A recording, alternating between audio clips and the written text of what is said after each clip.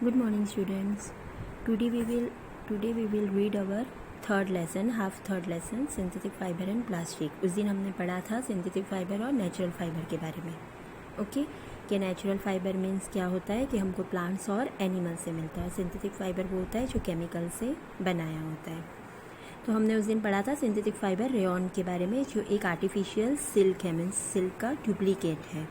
Now we will read further. Second synthetic fiber is nylon. Nylon is another man-made fiber. In 1931, it was made without using any natural raw material. Silk में तो आपको पता है कि silk worm से silk बनाया गया था, ठीक है.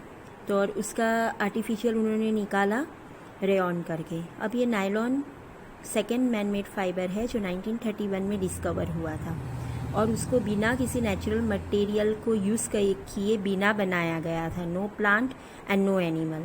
वो किससे बनाया था? It was prepared with coal water and air. वो कोयल वाटर और एयर से बनाया गया था और वो सबसे फुल्ली सिंथेटिक फाइबर था.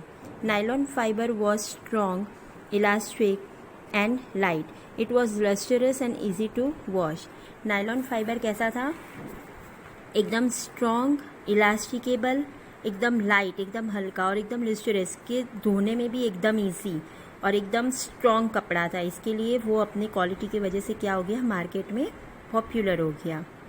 Now we use many articles made from nylon such as sock, ropes, tennis, toothbrush, car seat, belts, sleeping bags, curtains etcetera. हम अभी भी हमारे घर पे बहुत सारी चीज़ों में नायलॉन के मटेरियल का इस्तेमाल करते हैं, जैसे कि हमारा जो सॉक्स है, फिर बाद में रोप्स है, फिर बाद में हमारा जो टूथ ब्रश है, उसके बाद कार सीट का जो बेल्ट है, फिर हम जो कर्टन यूज़ करते हैं घर पे, तो ये सारी जो चीज़ें हैं वो किससे हैं? नायलॉन से बने हुए हैं. Now we will continue further. Nylon is also use for making a parachute and a ropes for a rocking climbing. A nylon thread is actually stronger than a steel wire. Nylon और किस चीज़ में use होता है? जो parachute आपने देखा होगा ना, पैराशूट वो लोग उतरते हैं, देखिए ये रहा, यहाँ पर ये फ़ोटो दिया हुआ ही है. तो ये इसमें भी नायलॉन यूज़ किया जाता है पैराशूट के लिए. और प्लस यहाँ पे देखिए माउंटेन को चढ़ने के लिए जो रोप होता है उसमें भी नायलॉन का इस्तेमाल करते हैं. क्यों करके एक्चुअली में क्या है कि नायलॉन जो है ना वो स्टील वायर से भी बहुत ही स्ट्रॉन्ग है, यानी कि बहुत मजबूत है. Now polyester and acrylic. Now third artificial fiber means third synthetic fiber is polyester and acrylic. Polyester is another synthetic fabric made from the fiber, doesn't wrinkle easily. It remains crisp and easy to wash. So it is quite suitable for making a dress material. You must seen many people wearing a polyester sari, other dresses. Sterling is a polyester. It can be drawn into very. अब है polyester और एक्रेलिन.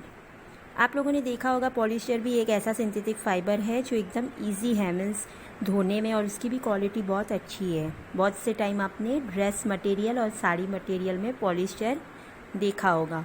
और उसके बाद है Terylene. तो Terylene भी क्या है? Terylene is a second polyester, यानी कि वो भी थोड़ा बहुत पॉलिस्टर के जैसा ही है. Fibres that can be woven like any other yarn. PET is a very familiar form of polyester. Polyester को शॉर्ट फॉर्म में क्या बोला जाता है? PET. It is used for making bottles, utensils, film wires and many other useful products. Polyester को क्या क्या चीज़ के लिए यूज़ किया जाता है? जैसे कि बॉटल्स बनाने के लिए, फिर यूटेंसिल्स बनाने के लिए, उसके बाद में वायर्स, ये सब के अंदर उसको यूज़ किया जाता है. Now look around and make a list of things made of polyester. आप अपने आसपास देखकर एक लिस्ट बना दो पॉलिस्टर का.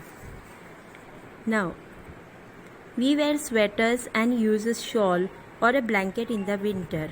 Many of these are actually not made from a natural wool. हम ठंडी में क्या करते हैं, हम ठंडी में स्वेटर, मफलर, स्कार्फ, ये सब हम वुलन चीज़ का इस्तेमाल करते हैं, शॉल। लेकिन क्या सारे वुल्स नेचुरल होते हैं? बहुत सारे स्वेटर और हम पहनते हैं वो नेचुरल वुल के नहीं होते हैं। Through they appear a resemble wool, these are prepared from another type of synthetic fibre called acrylic. वो सिर्फ है ना वूल की, उन लोग बोलते हैं कि वूल का है करके, लेकिन वो वूल नहीं है, वूल की जैसा ही डुप्लीकेट सिंथेटिक फाइबर है जिसको आर्केलिक बोलते हैं। The wool obtained from a natural sources is quite expensive, क्योंकि अगर असल वूल होगा ना जो एनिमल शिप से, गोट से या उससे हमें मिलेगा, वो बहुत महंगा होता है, यानी कि एक्सपेंसिव होता है। Whereas the clothes made from acrylics are relatively cheap, लेकिन जो आर्केलिक से बनाया हुआ होता है ना वो स्वेटर और वो सब आप देखना, जो असल वूल होगा ना तो उन लोग उसका पैसा भी, आप जाओगे ना तो कोई बार्गेनिंग भी नहीं करेंगे, कम भी नहीं करेंगे, और उसका रेट भी हाई होता है, रेट भी उसका हाई होता है। लेकिन ये जो आर्केलिक से जो बनाया गया हुआ जो स्वेटर और वो सब होता है तो वो एकदम चीप होता है।